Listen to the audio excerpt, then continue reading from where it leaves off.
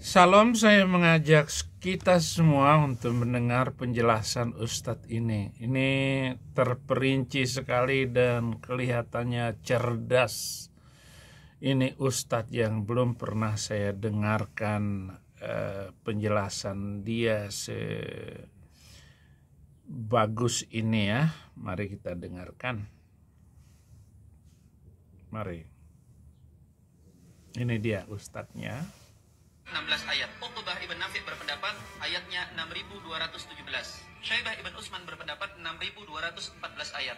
Az-Zamakhsyari berpendapat 6666 ayat. Sedangkan ahli Kufah berpendapat jumlah ayat Al-Quran 6236 ayat.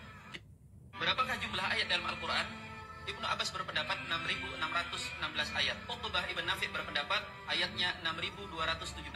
Syaibah ibn Utsman berpendapat 6214 ayat. Az-Zamakhsyari berpendapat 6666 ayat. Sedangkan ahli Kufah berpendapat jumlah ayat Al-Quran 6236 ayat. Ini Ustadznya. Berapakah jumlah ayat dalam Al-Quran? Ibnu Abbas berpendapat 6000. Ya, kalau menurut kamu berapa jumlah ayat Al-Quran? Ayo jawab.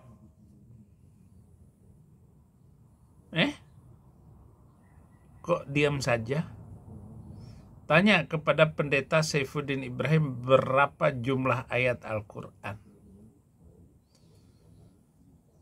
Saya berpendapat 6666 ayat. Kemudian tanya lagi dong. Berapa ayat Al-Quran yang ditentang, ditolak oleh Ustadz Saifuddin Ibrahim?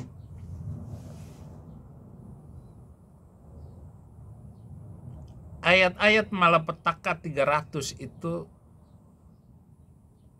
yang telah membuat bangsa mengerikan hidupnya dan berada di dalam tekanan dan ketakutan sepanjang masa. Sampai seluruh Muslim masuk Kristen atau pindah agama, tinggalkan semuanya itu, barulah semua manusia lain itu hidup dalam ketenangan, dalam kesejahteraan, dalam kelimpahan, dan dalam keberanian-keberanian yang luar biasa. Hidup dalam ketenangan. Karena 300 ayat itulah para pengganas itu melakukan kegiatan sampai si nabi, nama nabi itu namanya Mr. M, menabrakkan pesawat ke sebuah gedung kembar yang terkenal dengan 11 September, di mana 5.000 manusia habis seketika dan tidak ada ceritanya lagi orang-orang itu hidup. Tidak ada lagi harapan orang untuk mempercayai keyakinan yang semacam itu. Bagaimana gedung-gedung pencakar langit diledakkan satu persatu. Bagaimana bis dirusak.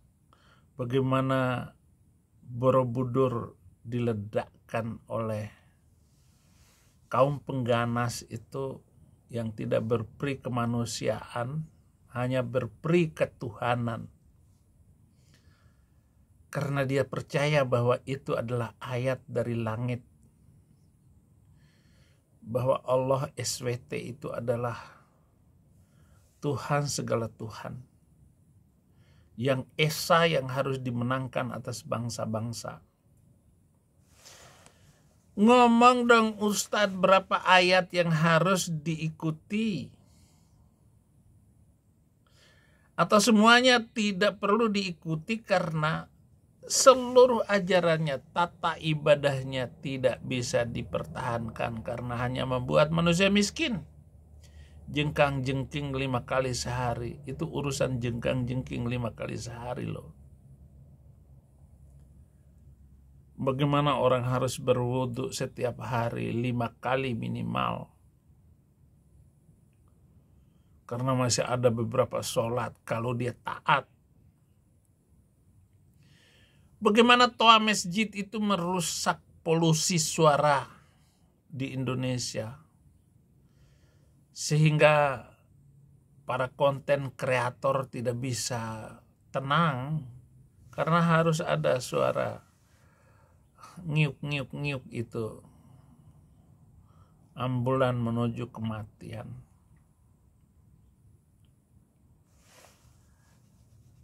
Bagaimana orang terganggu yang sakit gigi di dekat musola mereka dan harus diteriakin. Bagaimana Meliana di Tanjung Asahan. Suaminya lagi sakit. Dia bilang ke toko kelontong sebelah, bagaimana ya bisa dikecilin itu suara masjid itu karena suamiku sakit. Dan betapa beringasnya orang-orang yang hanya dari satu mulut ke mulut yang lain. Harus ketakutan. Kemudian menghanguskan 3 vihara di situ. Menghanguskan rumah pemilik yang sakit tadi, Ibu Meliana. Dan Meliana harus masuk penjara 18 bulan penjara. Dan setelah itu dia tidak lagi melihat rumahnya. Betapa sedihnya itu orang mata sipit itu. Menderita. Setelah nenek moyangnya datang dari Tiongkok sana, masuk kota Medan untuk mencari sesuap nasi. Tetapi oleh orang-orang yang kesurupan beragama ini, meratakan rumahnya, merusak semuanya.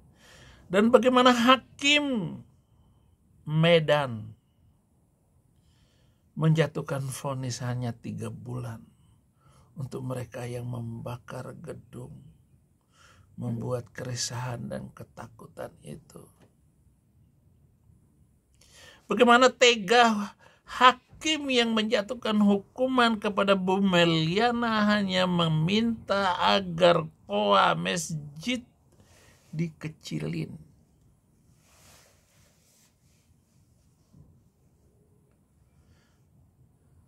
Bagaimana Ustadz? Betapa mengerikan mereka. Dan semua memukul orang-orang yang katanya kafir. Kepalanya dipecahin, dicincang. Bagaimana kerusuhan Ambon itu menjalar karena teriakan kafir, kafir, kafir.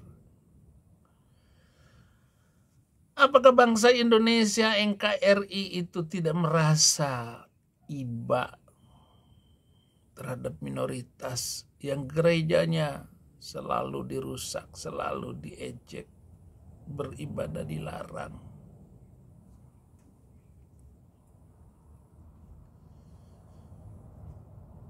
Kita semua memilih presiden dengan harapan Pak Prabowo mampu, terutama semua orang Kristen di Indonesia berharap memilih Prabowo akan melakukan sebuah gerakan keadilan atas nama Undang-Undang Dasar 45 dan Pancasila yang memang tersusun dengan luar biasa bagusnya itu.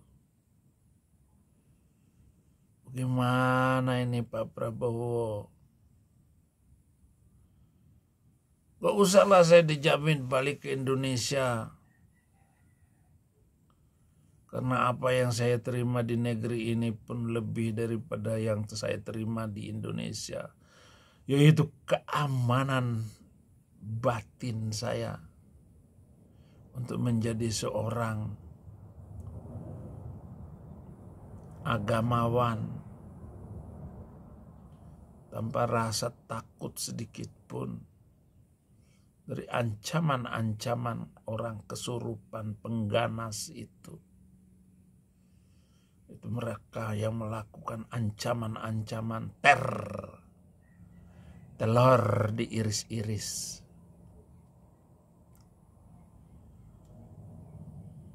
Berapa ayat lagi atau berapa nyawa lagi yang harus putus karena begitu banyak ayat itu?